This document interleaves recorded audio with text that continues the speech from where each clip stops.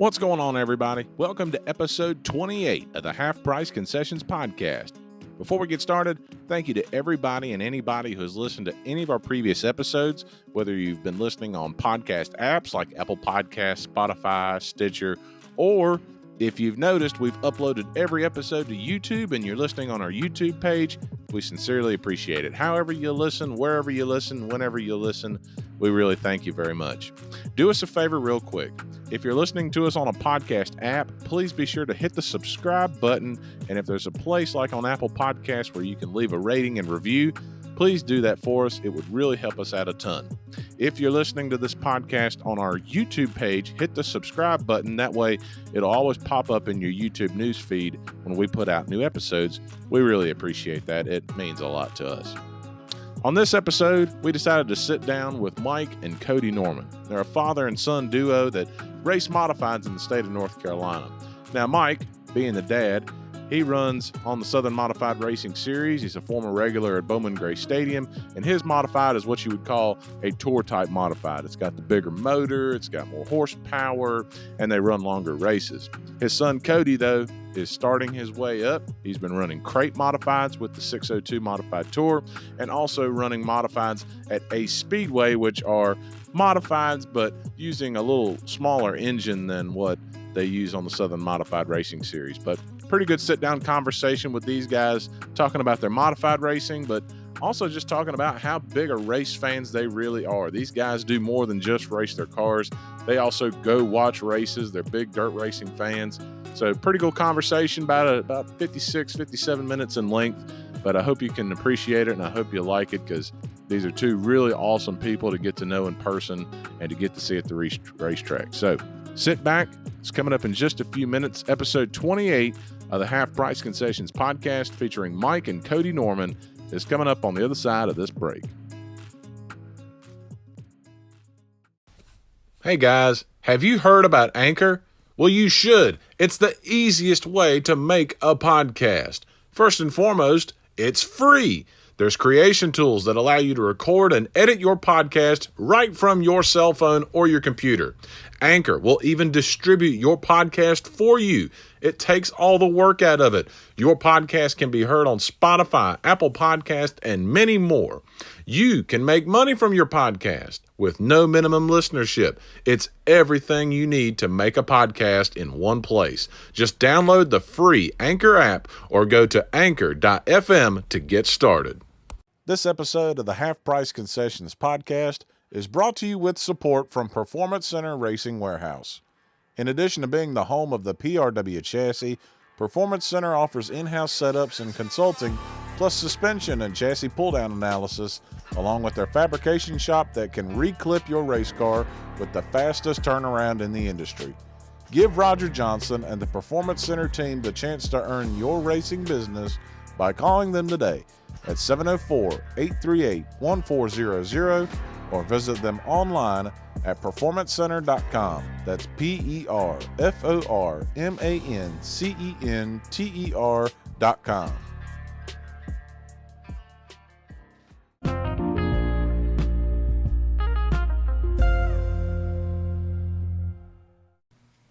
Here on the Half Price Concessions podcast, presented by Performance Center Racing Warehouse, and we have Mr. Mike Norman in the house with us. Well, he's not in the house. He's in his house. We're in his house.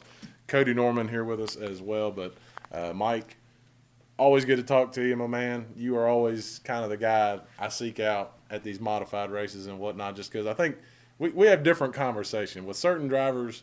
You know, they got something a little different going on, and I try to give them a hey, hello, and then kind of mind my business. But you and I, we open book every time we see each other.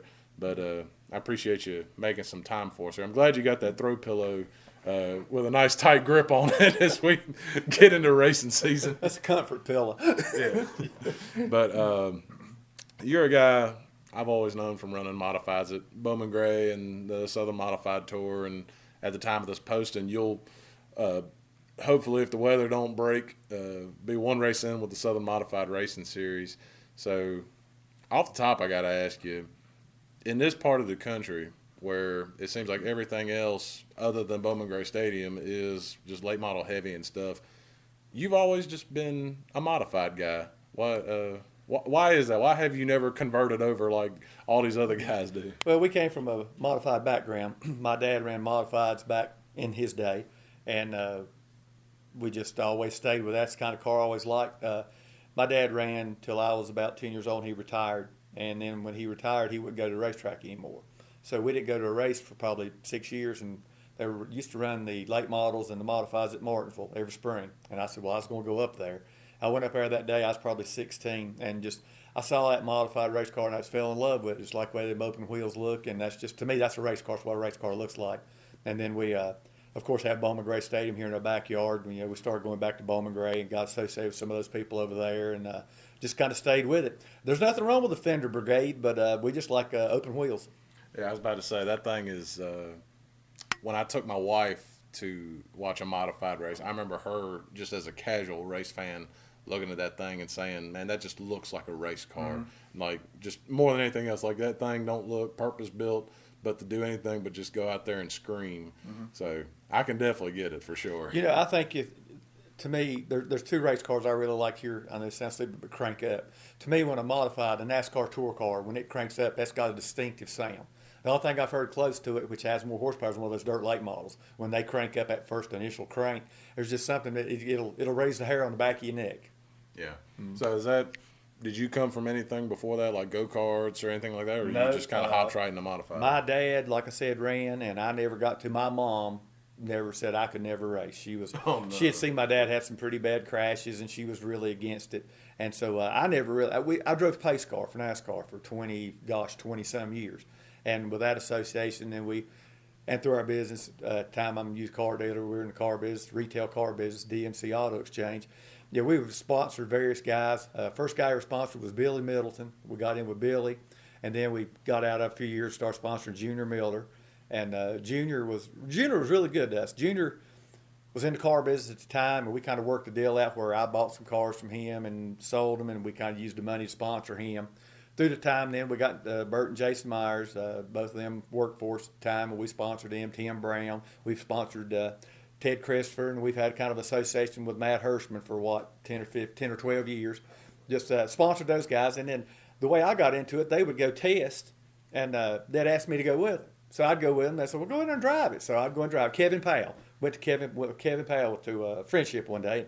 Went out there and probably run 50 laps, spun out once, and of course they're on the radio, make sure I didn't tear nothing up. But kind of got into it that way. And then Kevin said one day, well, look, why don't you just come to Bowman Gray one day and let's put you in one of the cars, let's see what you can do. And we did that. Rented a car with Johnny Johnson for about a year, and then leased another one through Jason and Gary Myers. They kept it up. All I did was show up because I really didn't know that much about it. And then you did the same thing with Kevin Powell one year and Gene Pack. Then we bought our own, and got into it that way. But now hard to believe we have 3 modifieds now, which is just really hard for me. I've never thought that we could ever have got to anything of that size. But you just accumulate stuff, and you kind of I watch, try to get the best buy for the money, and it's just you get into it, and it's kind of hard to get out. Yeah, I was about to say they're pretty.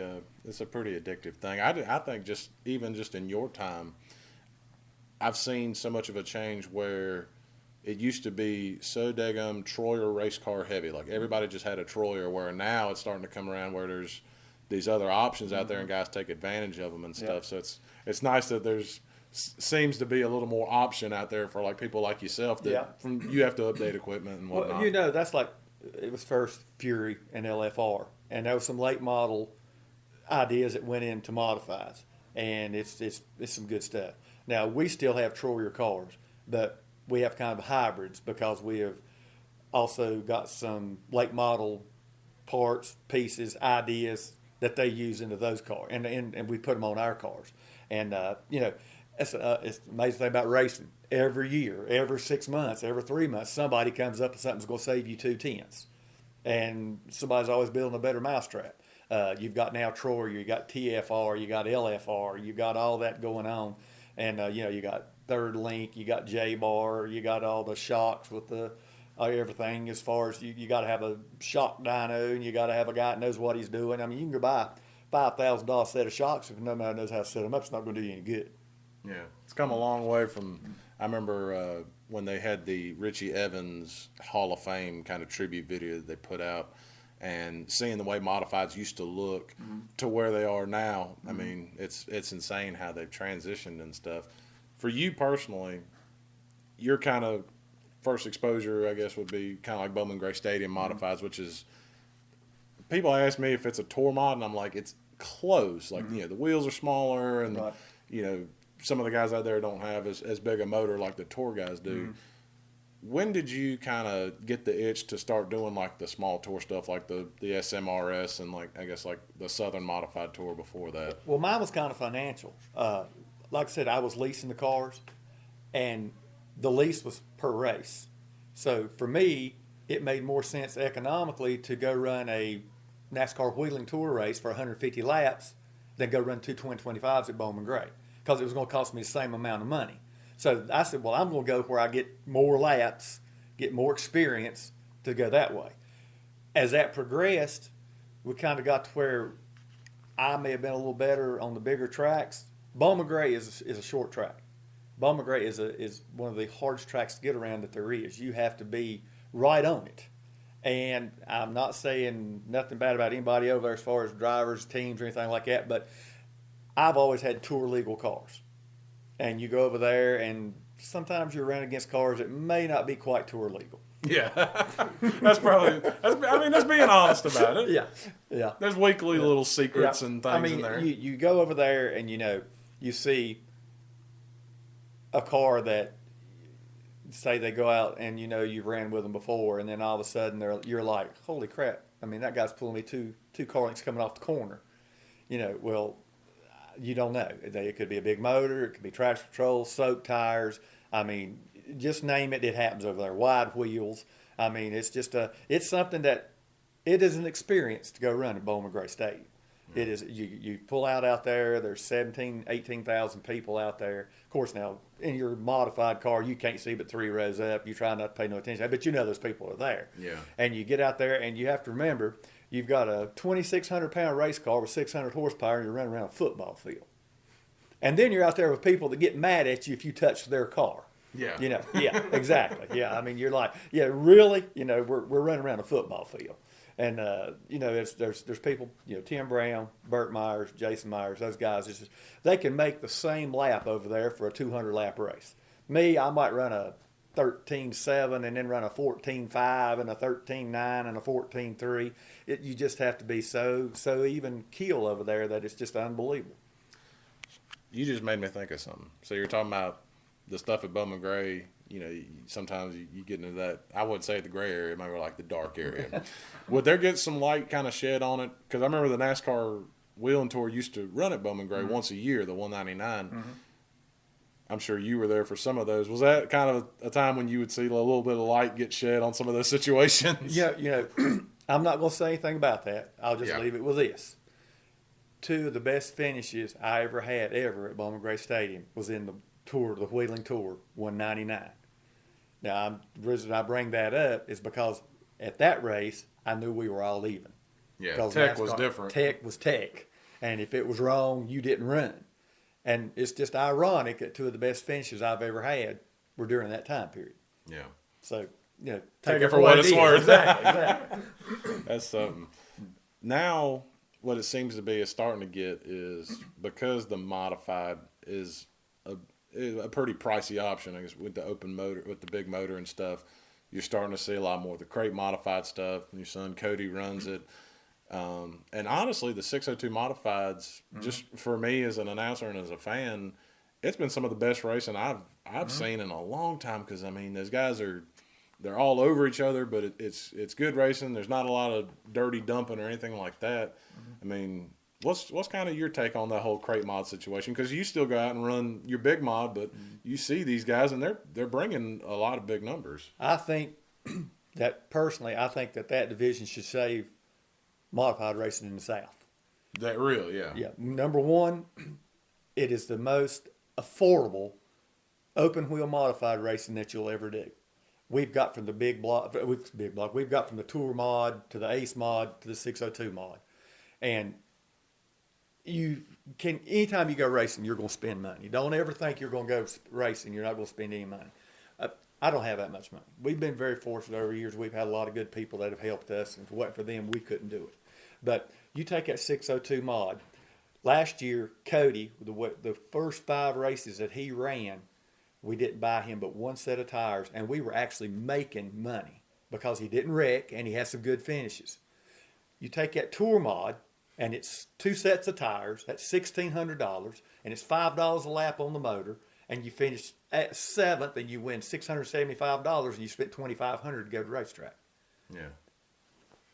My wife's an accountant. Yeah, she could crunch. She could look at these numbers and be like, "What's the problem here?" Right, she's like, "This don't add up, Mike." You know, and it really don't. But that's the point. If you know, I can understand some of the guys. Listen, I've run Bowman Gray. You can go if you go to Bowman Gray on a normal night, your set of tires are I think $640. If you run both twin 25s, you finish halfway up in the pack, you're going to win $500. So you've lost $140 on your tires plus what it costs you to get in if you don't tear anything up.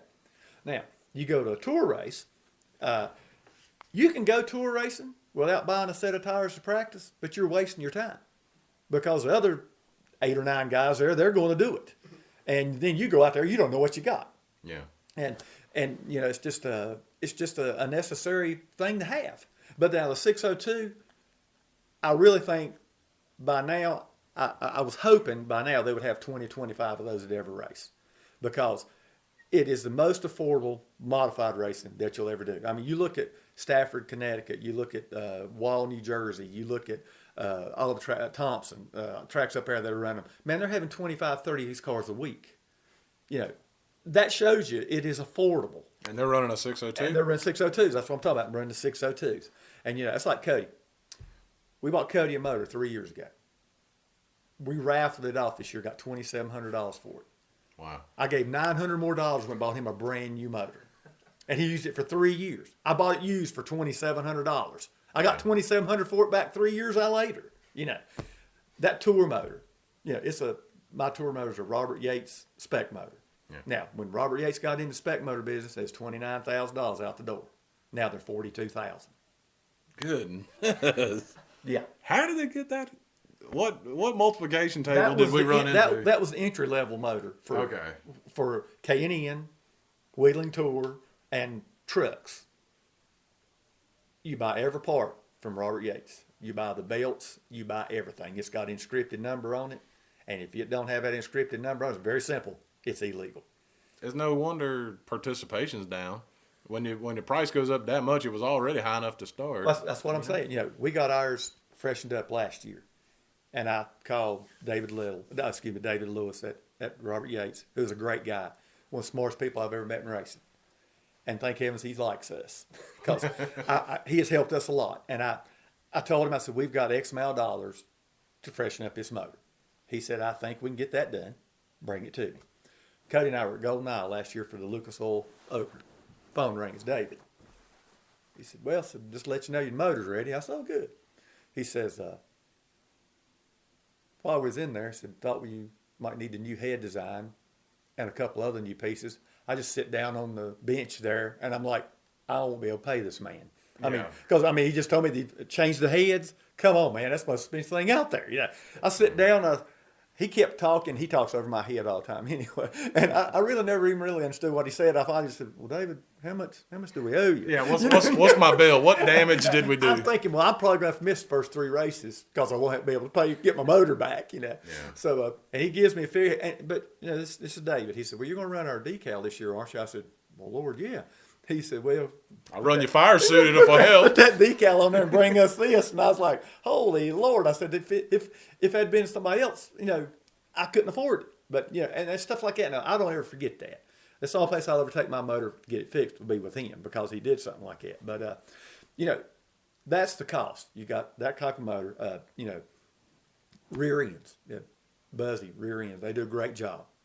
Not saying nothing bad about Tom because we're running Tom. They do great work. But if you're going to have the right stuff, it's expensive. Yeah, it's expensive. Transmissions. I mean, it's everything in it. It's just if they come out with a better one, you better have it, or you're going to be, you know, going the other way. You know. I know with all this, there's never going to be anywhere close to a return on investment as far as the dollar and cents go. I think most people in racing understand that, and I think most fans understand that.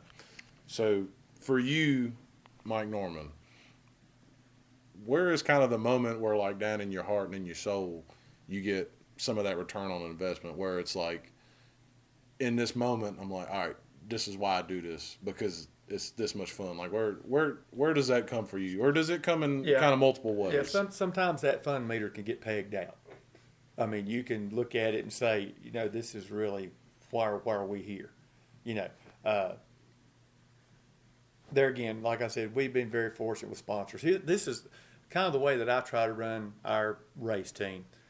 If we can have our tire bill paid at the racetrack, then whatever little we win, we can put back towards the car. That's usually my goal for every race. The tire bill, of course, is expensive. Yeah. If you can get that paid for, or have a practice set paid for, and what you win pays for the tires you used in the race, then I'm not saying that's the break-even point, but yet we didn't really, didn't break us to gut. One thing about running at Ace this year that I really like versus running at Bowman Gray. Bowman Gray, you buy 4 tires every week. Tour, you buy 4 to 8. At Ace, you bought 4 new tires at the beginning of the year. You bought 1 tire after that in their modified division. We were fortunate enough that we had a company that was buying our tires for us. Mega Plumbing, Donald Bradshaw was buying our tire every week. I was actually making a little money every week I ran down there. Now, Cody was actually making a little bit in his 602 mod. We go to this tour car, and it's costing $2,000 to go race every week. That's when you start looking around saying, was I having that much more fun in that tour car than I was in that Ace car or with him running? And that's kind of what you have to look at and see. And I really don't have the answer to that. I really don't know when or where. I do know, too, that when it comes to the point that we're not fortunate enough to have people help us, I'm not going to lose everything I got because of that race car. You've got that set in your head. I've got that set in my head. And, we've been fortunate enough that, we've been able to have, like I said, a lot of good companies have helped us, and you get to a point where you do that. Now, for example, this off season, I may be going into your next question, but there is no off season. We ran at Hickory, the North-South shootout. Cody got put in a wall on lap 2, messed his car up. I had probably the best race I'd had all year. We had a new shock package. We're tickled to death. I get caught up in somebody else's stuff, and it just tore mine all to pieces. Fortunately, nothing really bent. First frame, no suspension, but it just bent the body all to pieces. We was going to put a new body on it anyway, so we said all winter kind of a fortunate wreck. But we got that. Okay, the tour car. Brand new body, inside and out. Every piece on it's brand new. We decided to go with the new front end geometry on all of our cars. Well, if you've got 3 cars, then you have to buy 3 of them. Yep. And if you're going to have a spare, you have to buy 4. So we've got all new that. My Ace car. If you were going to run at Ace Speedway, and that's what we decided to do, and you were going to have anybody build your motor, who would you want it to be? Well, I would have said in the past Dub Allen, but I don't think he does as many anymore. Guy's won several races there.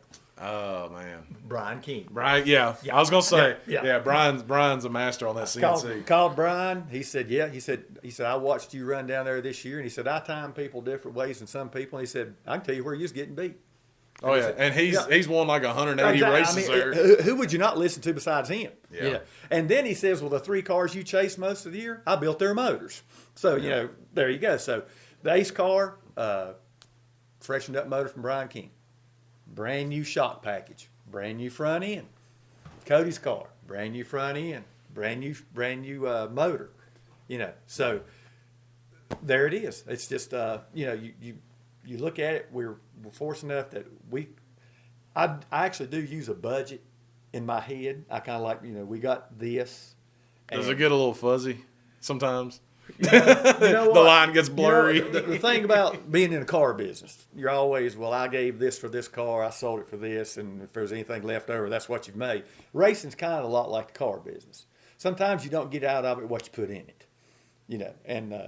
There's been nights Cody and I come back in the truck and it's just me and him in there and I'm driving, he's over there listening. He may have had a bad night and I've sucked worse than he did. And we're both, you can kind of sense, why are we even trying to do this? Why? You know, why we could be down at the lake just messing around. But there's something that draws you back every week. I mean, I know it sounds cliche-ish, but it's the truth. You know, you have, you know, and then if you go and you do run halfway decent, then you're like, man, I actually did run halfway decent. Yeah. But there's so many things that happen. I tell people all the time, the guy that wins that race, even any racetrack, any local track, any big track, he didn't win that race Friday or Saturday night. That race was won all week. So many things have to go right for you to win that race.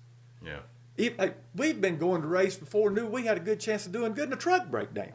You know. Yeah, I remember that. I remember that. And I do everything in the world to keep this truck. There's nothing makes me madder than be broke down on the side of the road. I'm in the car business. It happens. Yeah. And have the truck break down, and you don't even get to go run. You know. And it's hard to explain. Cody and I have said we're going to start a Facebook page just for racers with truck and trailer stories. Because, I mean, you see these guys got these $1 million toters and stackers, and they sitting on the side of the road with a tire blowed out, or the lines broke, or the lift won't come down. Everybody's got these stories. You just don't show up Saturday and unload that car and say, we're going to go win this race. Yeah. It don't work like it. I'm talking from the street stocks, the mini stocks on up. There's so much more goes into it than the average person knows. It's a full-time job.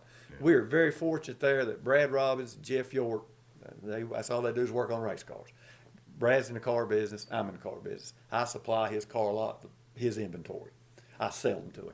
In turn, Brad keeps up all of our race cars. Now, do they do it for free? No, they don't.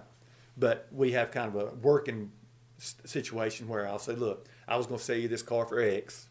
Give me Y because you've done this to the race car. Yeah. You know, and that's how we keep them up. Unfortunately, with my business, I don't have time to do it. And if something was to happen to Brad and Red, we'd probably be out. Yeah. Because they keep them all up. You know, and they go to track with us. And it's just, and you know, you say, well, why would they do that? Yeah, there again, you know, there's a lot of passionate people in racing. And they are. They're very passionate about it. But it's just something that the highs are sometimes not as high as you think they're going to be, but the lows can be that low. Yeah. We ran a wheeling tour race one night at Langley, Virginia about 5-6 years ago, and I had wrecked the week before.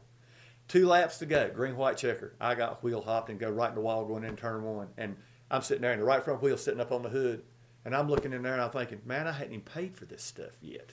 And you got a 5-hour drive home. Oh, yeah, and it's tore up again. Well, I didn't pull my net down. Brian Morehouse, one of the NASCAR officials, come on, Mike, you okay?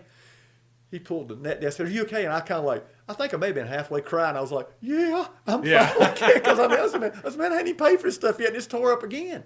You know, and you're like, this. You know, there's a definition to insanity. You're doing the same thing over and over and expecting a different result. Exactly. Yeah, and it's just it's something that you know, it's hard to explain. It really is. How about watching this guy over here before I ask him a question? Is that some return on investment, getting to watch him and being proud papa? Yeah, that's probably about 100% of it right there. I never will forget Cody. We decided Cody was ready to go drive. And he drove a go-kart for 5 or 6 races and hated it. Cody's 6'3". He don't fit in a go-kart very well. Okay? So we decided, well, let's put him in the modified. So Brian Lofton was wanting to get into some driver development. So Brian said, well, I'd like to help Cody. So him and Cody get together. And we go to Orange County, of all places. The kid never been in a race car about Ace, about 4 or 5 laps. We take him to Orange County. Well, Cody had told me, he said, well, I've been iRacing, yada, yada, yada, and I'm in the trailer doing something. Man, I'm hearing a car out there, and I mean, this car is getting with it. I come out and watch this car come off the 4th turn, and I looked around, one of his buddies, Zach Edwards, was with us. I said, is that Brian in the car? He said, no, that's Cody. I said, do what? I said, that's Cody? And we come back that week, and he goes out to practice, and he was fastest in practice. And Randy Butner and a couple of guys were there. And Brian looks at me and says, man, he's fastest in practice. I'm like, holy crap. You know, so we go out to qualify. He's never qualified before. I hope he's nervous because I was. Randy goes out and runs like a 14.98. Yeah. Well, Cody goes out and runs his first lap, runs a 15 flat, and then runs a 14.92. Well, Brian looks at me and says, holy, that just cost you a lot of money. So he sets it on pole first night. So Cody's a level-headed kid. He comes back, and we're all excited, and he says, look, I don't want to start on the pole to begin with. He said, if I wreck in front of them, he said, I'll never live this down. So he went to the back, and 50 laps come to third. And then, watching him, I enjoy watching him as much as racing. It's we really enjoy that. Donna and McKell. I think Donna and McKell probably enjoy watching him more than they do me. But it's just Cody is a real smooth driver. He don't drive over his head. Hopefully this year we're going to get him in some tour stuff. I think he won't have any problem moving up. He's that smooth. He's had some good finishes last year. That 602 division. Now to me, that's what that was for. It's for somebody like Cody that's starting. That's like one race this year.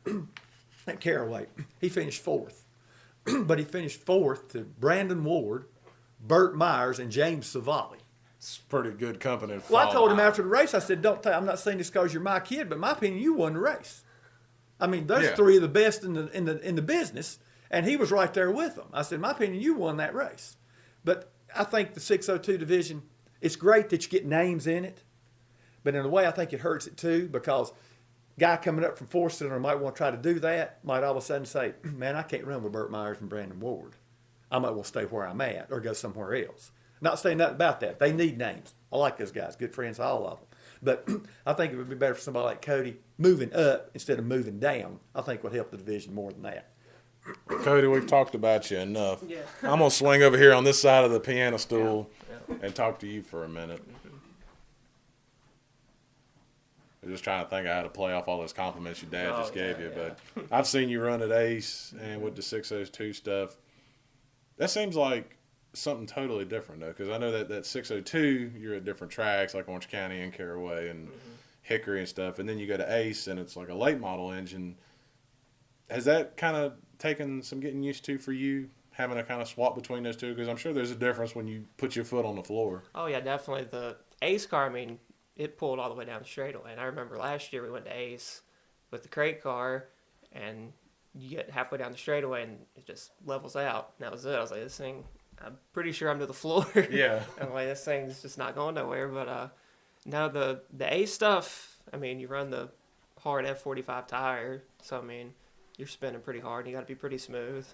And the crate stuff, you run the D800 tire. It's an 8-inch tire.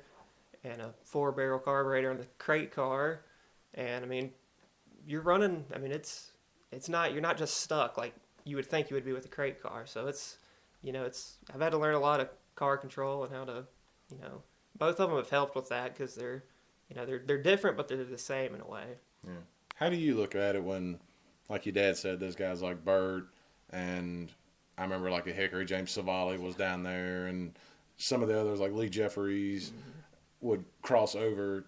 How do you look at that? Do you like being out there with those guys to kind of compare yourself? How do you look at that? It's cool. Those guys are really good, and it's kind of hard to believe I'm out there running with them, to be honest with you. But it's I think it's actually helped me more than anything because it's made me have to get better quicker and kind of speed the learning curve up because those guys are slowing down. They're going to be good regardless, and I'm trying to do the best I can. And I'm like, well, if I could be 2 or 3 tenths off Bird or Brandon Ward, I'm like, that's pretty good for me. I'm pretty happy with that. But it's cool that they run that because it gets more people pay attention to it, I guess. And if you could ever outrun one of them, it'd be kind of cool. But yeah, I think it's good and bad. It's kind of like Dad said, but like Dad said, it's kind of. It may hurt the series a little bit because some guys... Kind of like Kyle Busch running a truck. Yeah, exactly. Yeah, some of those guys are going to be like, well, maybe I don't know if I keep up with those guys. Why would I want to go? So, that's kind of tough, but in a way, I think more people, more fans are probably going to watch if Burt and Brandon are in it and stuff like that. So, yeah.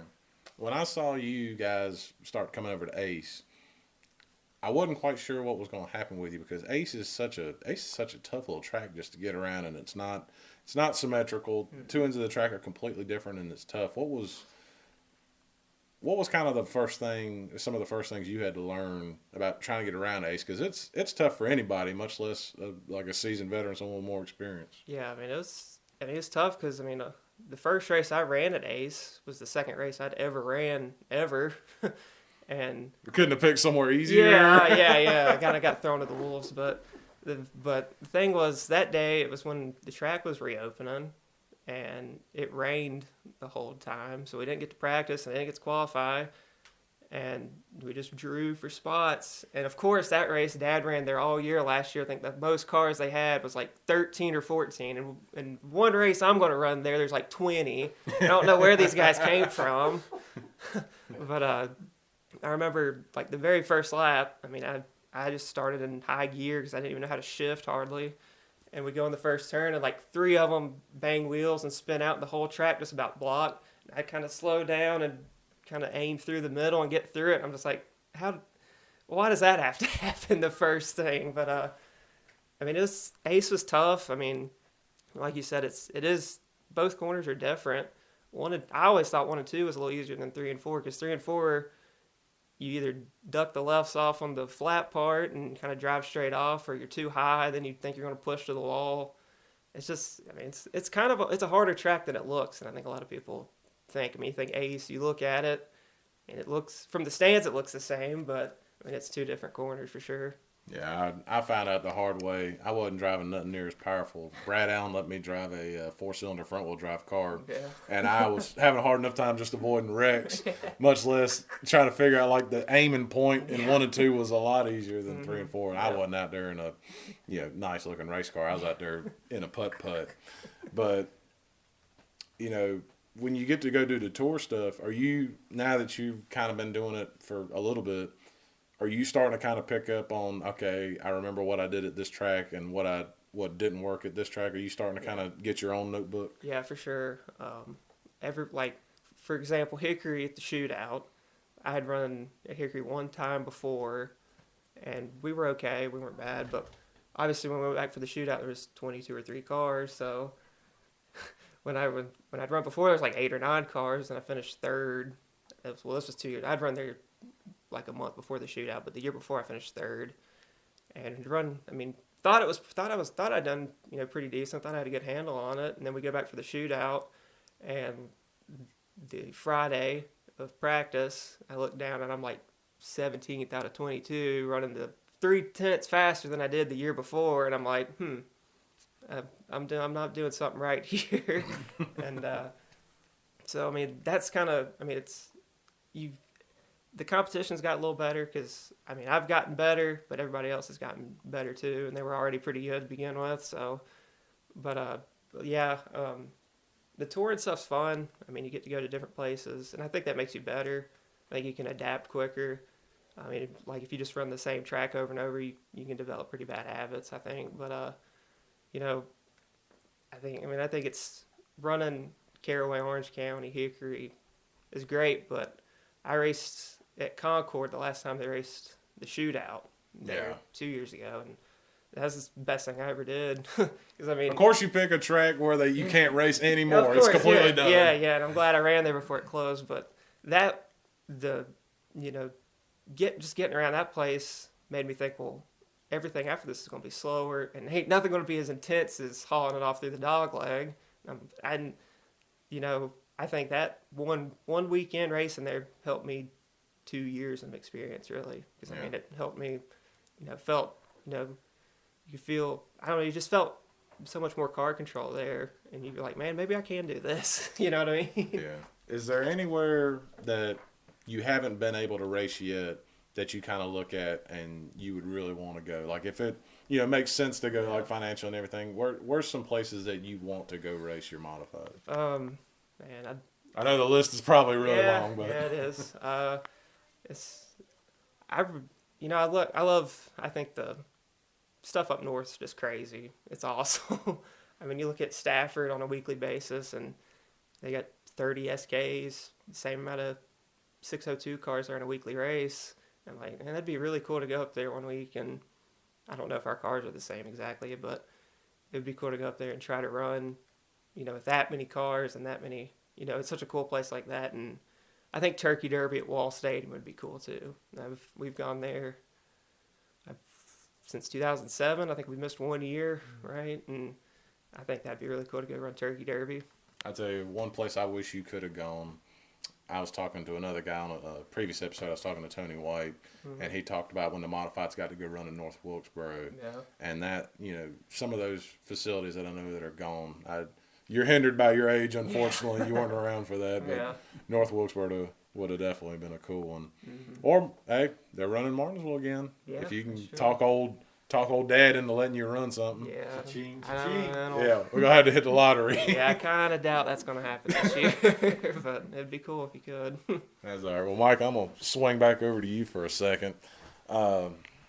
You guys, one thing I think not a lot of people know about you, but I know about you, so I'm gonna spill the beans. Is you guys are big race fans too. I remember a couple years ago when my dirt modified series went down to Golden Isles, Georgia, and I remember seeing you, and I was like, "Well, yeah, there's Mike Norman. He's wearing shorts and he's at a dirt race." And I would have never thought you would have been there, but I didn't realize just how big of a race fan in general you are. You kind of think, on my end of the spectrum, you think, all right, these guys are so busy with their own racing, they're not going to make time to go watch other stuff. But you guys seem to get around quite a bit just as fans. Oh yeah, we do.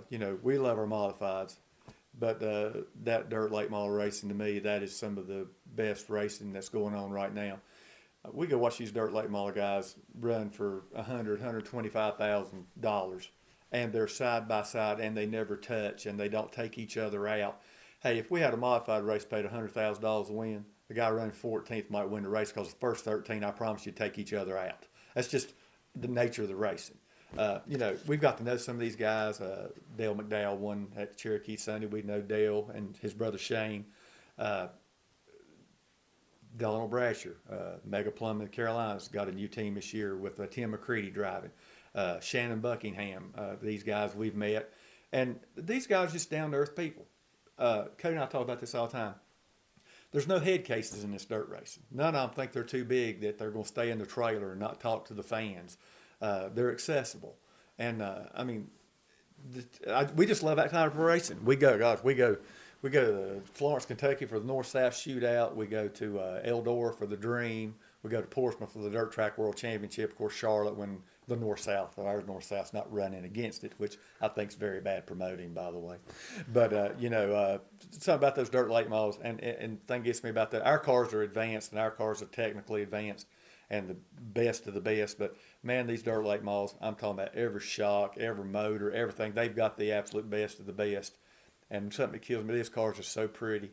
And they get them out there and they get them so dirty, and it just kills me. And they got to wash them. Yeah, so my car on pavement, it takes me 2 hours to clean mine up after a race. I tell these guys all the time, I said, I just couldn't stand that. I mean, they go out there and they come back and they got dirt caked all over them. I'm like, I couldn't stand it.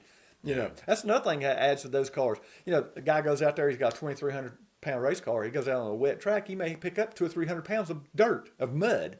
How do you compensate for that in your handling package, Well, we're going to gain 300 pounds of mud tonight. Put that down, But those guys are really good. We enjoy that type of racing. And Cody and I go to a lot of those. We like a good late model stock race, too. We saw some really good late model races at Ace this last year. Yeah. Really good competitive races. We're just race fans. If there's a good race, we're going to go try to watch it. And it's a lot cheaper going as a fan than going as a participant. It can be a lot cheaper. And sometimes you can have just as good a time, if not better. There you go. Yeah. You can leave when you want. You can show up when you want, leave when you want. Kind of funny. Cody and I went to Florida in February to some races, and we were at Ace Speedway in Lake City, Florida. We come up, sit down in the crowd, and this guy looks at me and says, "Hey, Mike. Hey, Cody. How are y'all?" I have no idea who this is from Adam's house. I don't know who he is. And he knows about when y'all starting, when you're going done. I mean, I'm thinking, well, this guy must be from around our hometown or something. Well, come to find out, he's from Henderson, North Carolina, which I think is above Asheville. And he come to Hickory last year for the North-South Shootout, saw Cody and I run, saw MN Motorsports on our cars, looked up our Facebook page, and I looked it up. He's joined our Facebook page and said, "I just love keeping up with you guys." Yeah. Now, stuff like that, I'm not saying I'm a peon nobody, but somebody noticed and took the time to see that, so people do pay attention. Yeah. They do pay Even attention. maybe when you don't want them to pay attention. Well, that's true. I've had moments where, I've never really been mad. I've been upset sometimes race car, but the only time I've ever been mad, really, really mad at somebody was, I'm going to call him out, David Calabrese. Took me out on the first lap at Bowman Gray one night, and I was so mad at him after the race. I went over there. I try to keep my temper. I try to live a Christian life. And I tried not to cuss and everything, but I was so mad at him, I spit my bubble gum at him. Oh, gee. Yep. And I said, I have come so low at Bowman Gray Stadium, I'm over here spitting my bubble gum at somebody. But now he and I both laugh about it now. But at the time, I was pretty ticked off. Yeah, it's funny how that works out. And I'm a pretty big guy. Yeah, I mean, you ain't short. Yeah, I'm a pretty big guy. So sometimes, when I can look down on those guys and kind of say, hey, look, if you want to, I ain't been in a fight in 25 years, but if you think that's what we're going to have to do, let's go. Let's get it over with. Not your crew. Let's let me and you do it, and let's get this done. I think a lot of people just that come from a pure asphalt background don't quite get the understanding like that I think you've begun to get of just how much technology and how much engineering is in those dirt cars, dirt late models and dirt modifieds and sprint cars. Right. And now that you know some people in it, I'm sure you've got a little more permission. In dirt late models, there's that little unwritten rule: don't look under the rear of the race car. Right. It's usually covered up. Right. I'm sure you know these guys, and I'm sure you can take a quick glance and you can just be like, "Wow." Well, I think you have to be an engineer to figure any of it out. Oh, you got to be. They've got You got to be bird smart. cages and everything. They've got 500 hookups. You've got 18 inches of shock travel. You've got a left rear wheel moving 14 inches. And we're going to hook this up and make it work. Oh, yeah. And by the way, when we go out to practice first thing, track's going to be tacky. And by the time the feature gets here, it's going to be dry slick. But we're going to figure it out. That's one thing. Our asphalt tracks stay the same all night. Those dirt tracks change every time those guys go out there. And it blows my mind that the majority of the time the same guys are consistent on all of them. But now we've gone to enough tracks of that to know also. You've got somebody like Bobby Pierce, Brandon Shepherd. They can go to that cushion and run that thing 2 inches off the wall. To me, that's artwork. That's a thing of beauty to watch somebody do that. Then you got somebody like Dale McDowell, who is as smooth with the accelerator as anybody out there. Earl Pearson Jr. will find that moisture down at the bottom. It's just amazing to me how good these guys are. They are race car drivers. Not saying anything about any of our modified guys, because there's some good modified racers. But these guys, they're racers. Have you ever thought about doing the Kenny Wallace driving experience? We've kind of thought about doing the dirt thing. Jason Wall is a good friend of ours who runs the Mid-East Modified Division. Yeah. And he wraps all of our cars. And we've talked about going dirt. We've kind of got all of our eggs in all of the same basket of being pavement. Everybody that helps us is pavement oriented.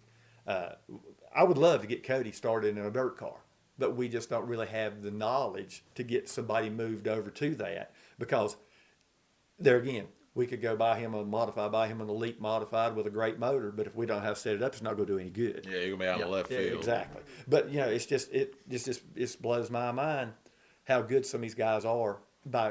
They judge the track. Not only do they have to drive the car, but they got to know the conditions of the track and everything too. And they seem to have a lot more variance on what tire do I select. That's the tire. The tire game's another thing. Exactly. Well, yeah, and they sipe the tires. This guy. You got to have your tire guy to do the siping right. And we're going to run this compound instead of this one. We were at we watched the race at East Bay Speedway, Lucas Oil, the Friday night show. Mason Ziegler chose a hard tire. Didn't run that good to begin with, but then that tire come in, he wins the race. It's amazing how that can. Now, on our type of racing, we don't have that option. Yeah. We go out with 230s and 2.450s, and that's it. Or a set of 45s, or a 15, or a D80. That D800. That's another thing we have. We got 3 race cars. We're running 4 divisions, 4 different types of tire. Yeah. It'd be awful nice if somewhere down the line some of them would cooperate and say, "Oh, you can run both of these in all these divisions." Instead, guess what you get to do? You get to go to that tire truck and say, "Give me 4 of those. Give me 4 of those." Yep. Yeah, like that. So that's another thing about the racing. My hero in racing is the tire man. He's probably the smartest one there. He's guaranteed a profit. That's my hero right there. Yeah. You go to Myrtle Beach, the Myrtle Beach 400. We ran there, didn't run there this year, but our modifieds go. 3 sets of tires. Yeah, that place just chooses them up. If there's 20 cars there, everybody bought 3 sets. I'm going to use the example. There's 150 late models there, and they all buy 5 or 6 sets of tires. My man is sitting over there going, okay. Yeah. Think of what they're making. I mean, that's the business to be in. And something else that's different? I've never seen an asphalt guy with a tire sponsor. But I see dirt guys that say, who's your tire south or whoever. Yeah, exactly. You don't get that cross. Exactly. Because they're on a tire deal. Yeah. They're on a tire. You don't get a tire. I could call Freeman's or whoever we get our tires from, say, hey, could y'all work a tire deal out of me? They'd still be laughing. Yeah. Yeah, let me tell you how your tire deal's going to work. Give me your credit card number or a check. That's how your tire we'll deal's make a gonna deal. work. Yeah, we're going to make a deal, all right. Yeah. Man. That's one reason I used to run the wheeling tour. If you stayed in the top 15 in points, you got a free tire every week.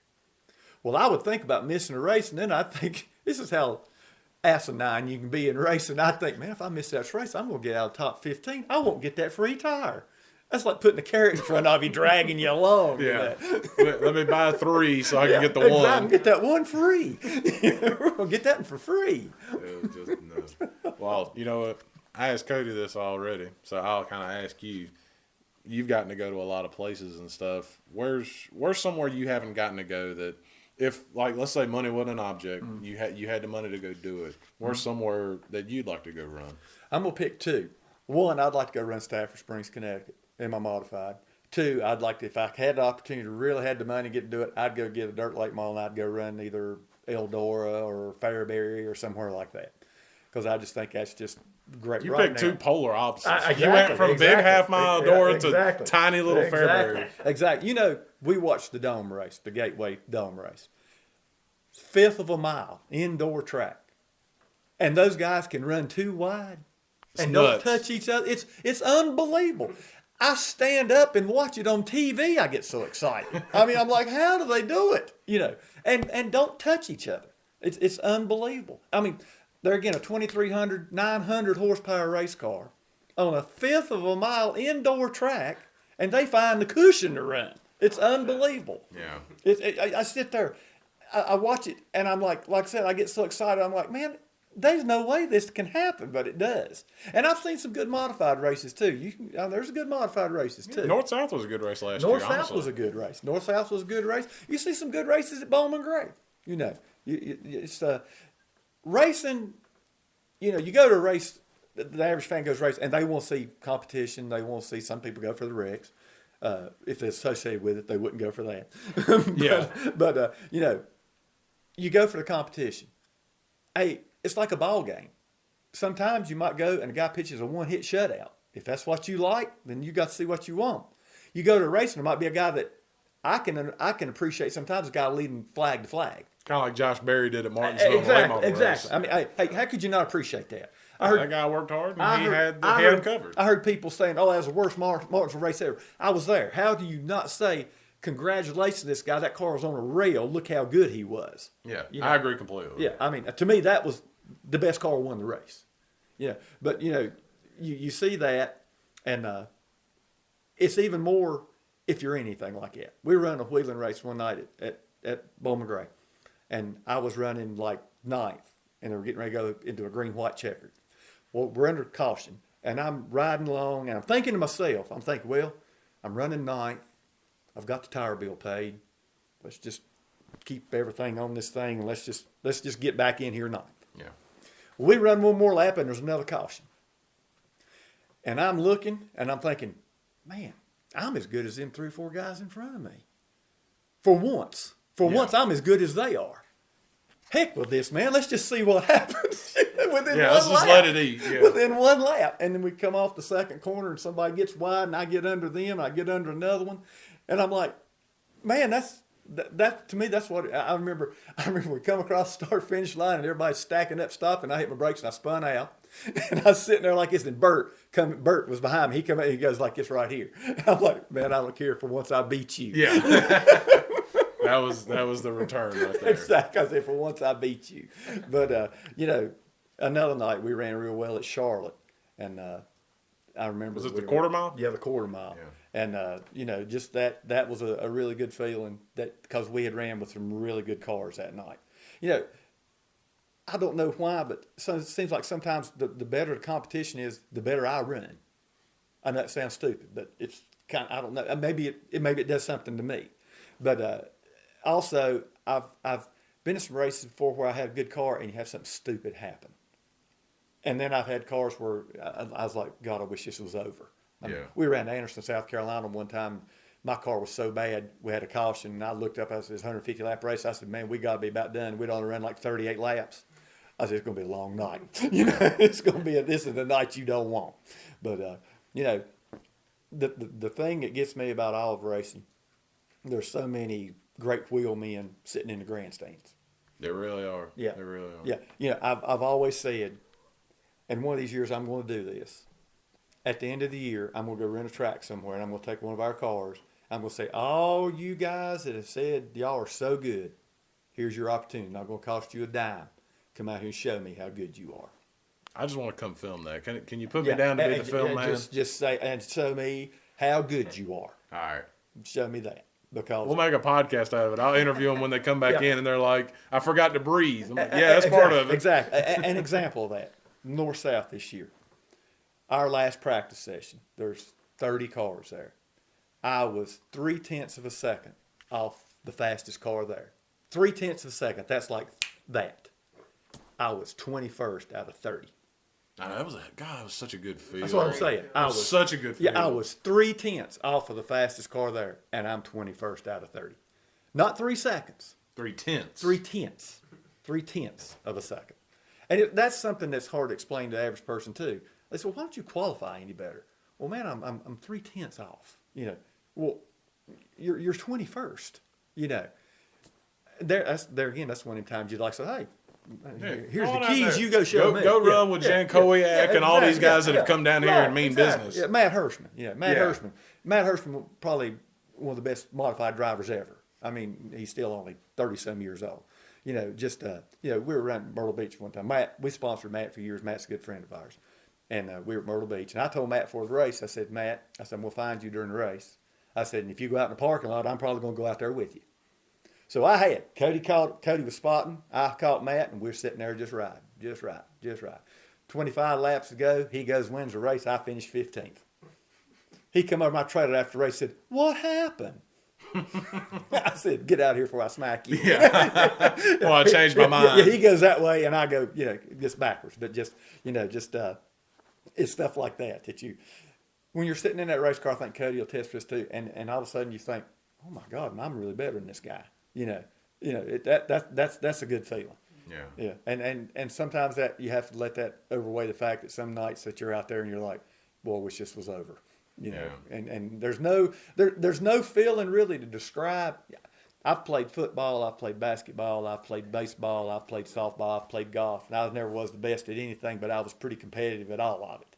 Yeah. Racing is one of the hardest things that I've ever done with that in mind.